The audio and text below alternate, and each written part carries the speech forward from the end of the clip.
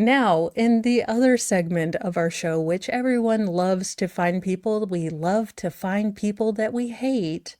Lord Chippy has just, well, some daggone spectacular. And if you could win awards for being the most grotesque human being, I think that at least one of these stories would win the prize. They are Olympic level schmucks. But without further ado, let's meet these jackasses. They're our skin, they steal our grace. These monsters wear a human face. No gavel, no badge, no throne, no crown can stop Lord Chippy from burning them down. Justice ain't fast, justice ain't clean. It's a long, sharp road through the in-between. So raise your fists and light your flames. Chippy's coming and he don't play games. Well, in our first story, and one of the lesser of, well, the lesser of the evils in our first story, or our two stories, a mother tried to help her son leave the country after a fatal street racing crash that killed one and seriously injured another, according to prosecutors. Now, a mother and son from Staten Island, New York, are facing charges from New Jersey police after being arrested in Florida in connection with a fatal street racing incident last month. Vilma Vishna, 42, and her son Alvi Limina, 20, were both arrested on July 17th in Miami as they were allegedly trying to flee the United States.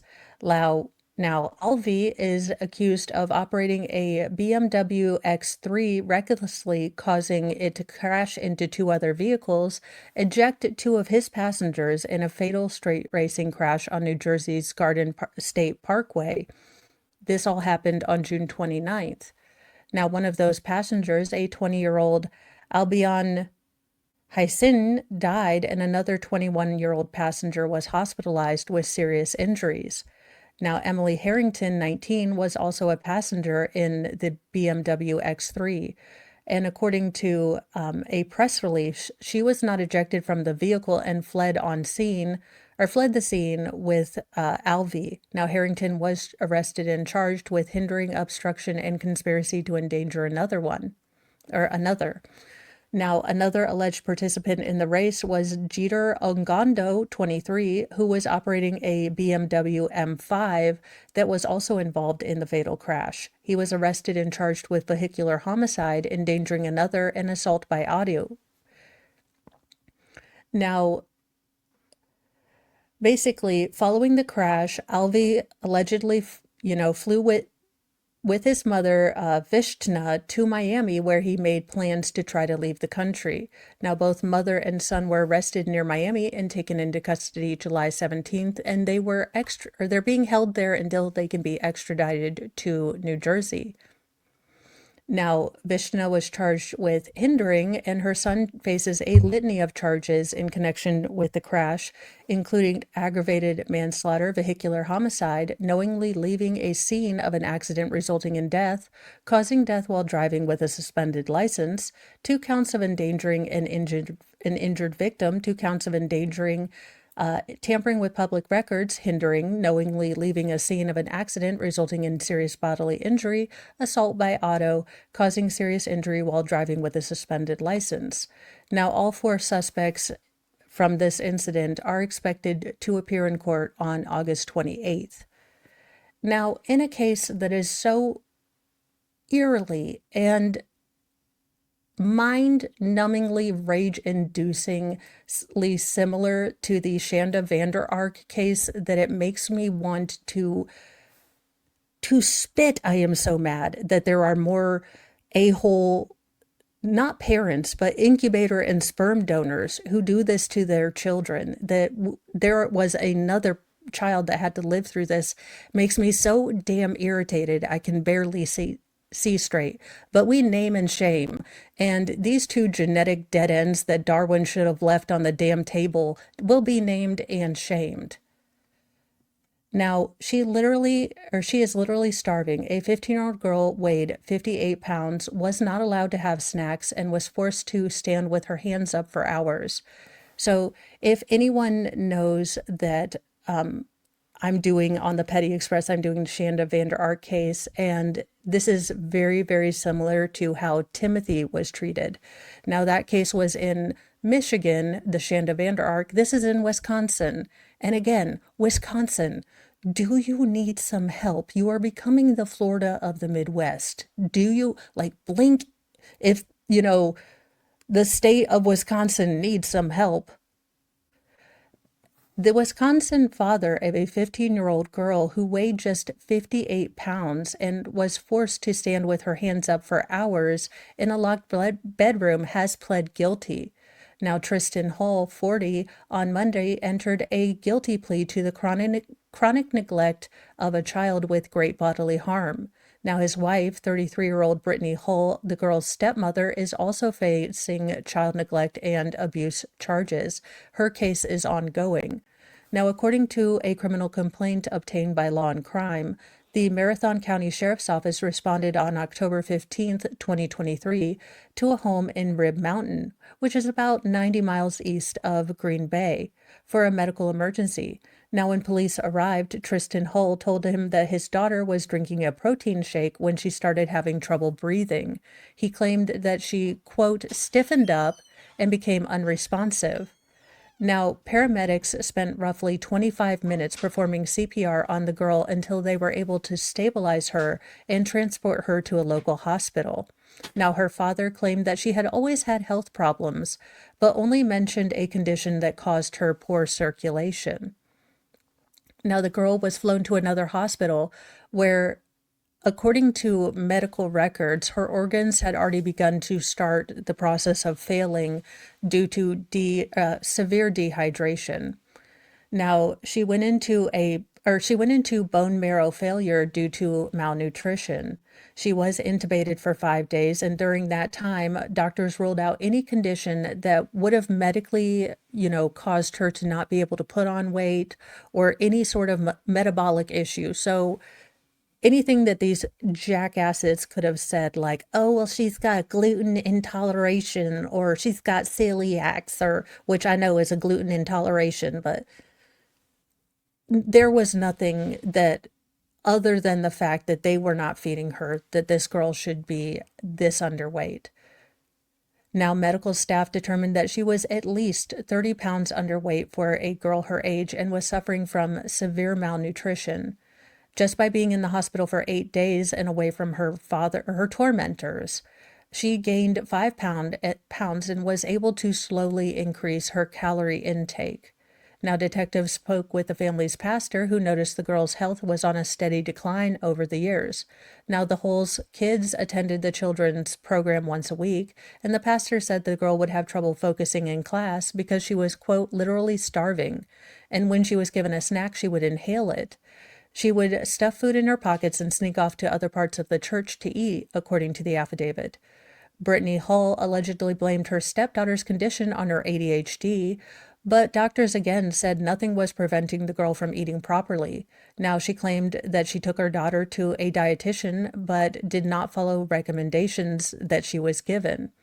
Now, once she was feeling better, detectives spoke to the girl, and she allegedly explained how her father and stepmother would treat her differently from her siblings.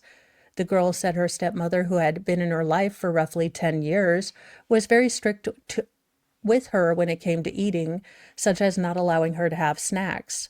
While her two siblings got to eat breakfast, she couldn't. Investigators discovered that there was plenty of food in the home, and her siblings did not have nutritional problems. And this is, again, very, very similar to the Shanda Vander Ark case. But what we do see in a lot of these gross family dynamic situations is that one child or one person becomes the scapegoat, and everyone seems to take out their issues on this one innocent person, because that just is a family culture. It's something that happens. It's absolutely grotesque. It's ridiculous. And I do hope that you get all the Gen Pop justice in the world to you two. Now, investigators also observed locks on the girl's bedroom windows and doors, along with a door alarm. Now, the girl said her father and stepmother told her she had to have a special diet because of her ADHD. Now, Brittany allegedly refused to discuss her diet, and if the issue was raised, it would lead to arguments. Now, she was also allegedly forced to eat away from the rest of the family during mealtime. The girl said that Brittany limited her water intake to 16 ounces a day, and sometimes she was so weak her mother or her stepmother would have to spoon feed her. Now, police also recovered surveillance footage from the camera in the girl's room, which allegedly showed that she was forced to stand with her hands up in the air, so stress positions, over even though she was visibly crying and shaking. So just absolutely directly into the center of the sun. I honestly think these two would poison Lord Chippy. I hope that all of the children are getting the support and care they need. I hope that little girl is getting all the support and care and medical attention and just everything she needs. The fact that parents can so destroy what they are given, I will never understand. I will never understand. It will never make it right. You two ridiculous people, just ew. Just ew. There are only two this morning because honestly, that last story was just, ugh. Because you think, okay, we have Shanda Vander Ark, and she's disgusting monster, but hopefully it will never happen again. And then to realize that it's happening in Wisconsin too. Just ew. Now, I thought this was pretty funny, but I have a dark sense of humor, so this might not be everyone's cup of tea, but I kind of like it. Idaho victim's father wants Brian Koberger's commissary money confiscated and used for a firing squad. I'm here for it. No honey buns for you. Let's get some target practice. A father of one of the slain University of Idaho students is calling for a harsher form of justice for Brian Koberger. Steve Gunclavies, who, again, I know people have thoughts on him, but I have to say, I approve of this. I'm just saying, whose daughter was among the 4 students that had lost their lives tragically, said in a new interview that he initially thought that the convicted killer's commissary funds should be used to pay for the firing squad.